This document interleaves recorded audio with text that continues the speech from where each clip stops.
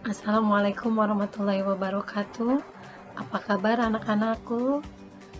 Semoga kita senantiasa selalu berada dalam lindungan Allah dan Allah selalu memberi kesehatan di masa pandemi ini.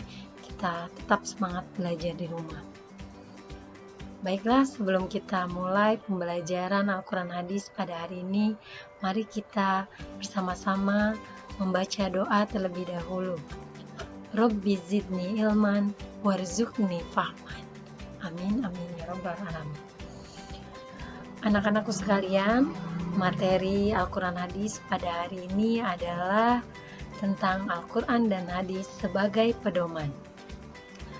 Tujuan pembelajaran pada hari ini yaitu menjelaskan pengertian fungsi Al-Quran, kemudian menjelaskan nama lain Al-Quran, dan bagaimana cara mencintainya, mengamalkannya, serta kedudukannya. Sehingga kita benar-benar paham apa itu Al-Quran dan apa itu Al-Hadis, apalagi kita sebagai umat Islam. Baik anak-anakku, Al-Quran adalah kitab suci yang mulia, karena Al-Quran merupakan wahyu yang diturunkan oleh Allah kepada Nabi Muhammad SAW yang luar biasa mulianya dibandingkan dengan kitab-kitab suci lainnya. Al-Quran ini memiliki keistimewaan dibanding kitab-kitab sebelumnya, yakni Taurat, Zabur, dan Injil. Suatu ketika, Rasulullah SAW pernah memberikan pesan atau wasiat kepada sahabat atau umatnya yang berbunyi, Taraktu fikum umroini lan tasillu abadan ma tamassaktum bihima kitaballahi wa sunnata nabiyyi. Yang artinya, telah aku, yakni Nabi Muhammad SAW, tinggalkan kepada kalian dua pusaka atau urusan yang jika kalian berpegang teguh kepada keduanya, maka kalian tidak akan sesat selama-lamanya. Apakah dua wasiat itu? Yaitu Al-Quran dan Sunnah Nabi, yakni Al-Hadis. Pentingnya kita menjaga Al-Quran dan Al-Hadis ibarat perjalanan kita dari rumah menuju ke suatu tujuan tertentu. Maka kita membutuhkan petunjuk atau Google Map. Mungkin saja kita akan mencari di mana posisi kita mencapai tujuan itu. Nah, begitu juga Al-Quran. Al-Quran adalah petunjuk agar kita sampai di tujuan, yakni Rasulullah SAW menunjukkan agar kita berpegang teguh terhadap Al-Quran. Karena dengan Al-Quran dan Al-Hadis, niscaya kita tidak akan tersesat. Makanya kita sebagai umat Muslim harus berpegang teguh terhadap Al-Quran dan Al-Hadis. Selanjutnya, kita akan mengkaji pengertian Al-Quran. Apakah Al-Quran itu? Mayoritas Muslim menyepakati bahwa hukum Islam itu ada 4, yakni Al-Quran, Al-Hadis, Ijma, dan Qiyas. Namun, Al-Quran merupakan sumber hukum yang pertama, yang harus kita jadikan rujukan jika ada permasalahan, peristiwa, maka rujukan yang pertama adalah Al-Quran. Apabila pembahasan di dalam Al-Quran tidak dijelaskan secara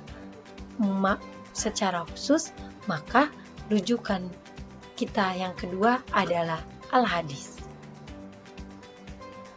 Wahyu yang pertama diturunkan oleh Allah adalah Quran Surat Al-Alaq ayat 1-5. Ketika itu, Nabi Muhammad sedang berada di Gua Hiro. Al-Quran juga diturunkan oleh Allah secara bertahap atau berangsur-angsur.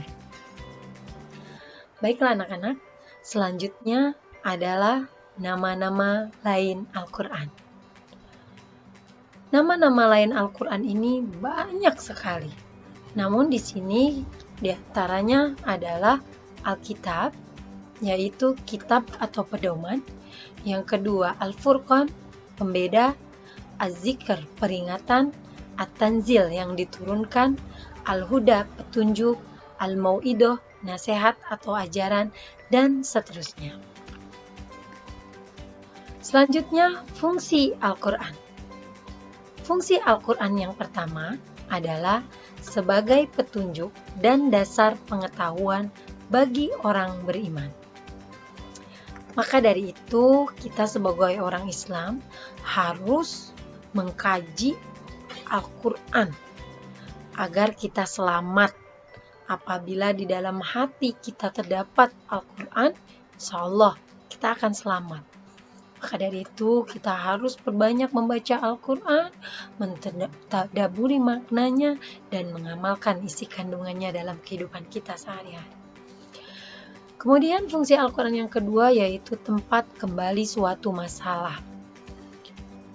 Dengan membaca Al-Quran, insya Allah ketika kita punya masalah, maka kita akan terobati.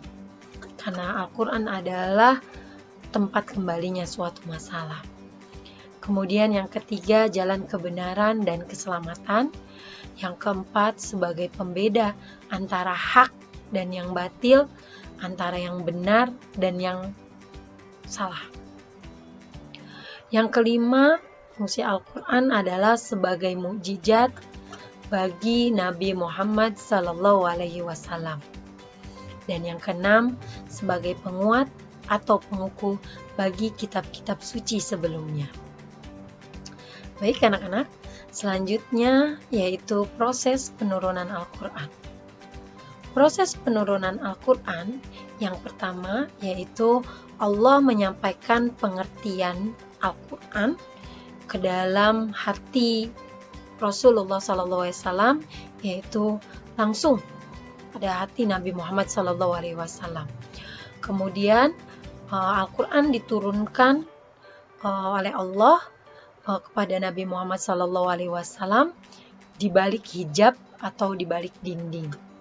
Dan yang ketiga, Al-Quran diturunkan dengan melalui perantara malaikat Jibril. Dan itu pun ada caranya.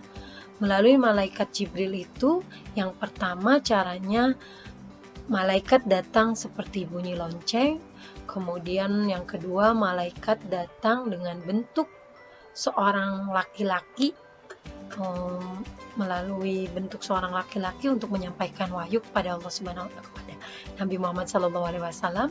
Dan yang terakhir yaitu yang ketiga, terkadang malaikat turun dengan menampakkan perubahan pada kondisi Rasulullah SAW atau sikap Nabi SAW, seperti posisi tidur atau posisi pingsan. Baik anak-anak, mungkin untuk penjelasan materi pokok Al-Quran dan Al-Hadis sebagai pedoman hidup, Ibu hanya bisa menjelaskan sampai sini dulu. Nanti kita lanjutkan apa pengertian hadis dan bagaimana fungsinya, bagaimana cara kita mensikapi Al-Quran dan Al-Hadis, kemudian kedudukannya bagaimana, nanti di lain waktu akan Ibu jelaskan kembali. Mungkin untuk pembelajaran kali ini sampai di sini dulu. Kita akhiri dengan membaca hamdalah. Alhamdulillahirobbilalamin. Sekian dari Ibu. Semoga anak-anak bisa terus berpedoman pada Al-Quran dan Al-Hadis, kemudian diterapkan dalam kehidupan sehari-hari agar kita bisa menjadi orang yang benar-benar teguh di dalam pendirian kita. Baik anak-anakku sekalian, Ibu akhiri. Wassalamualaikum warahmatullahi wabarakatuh.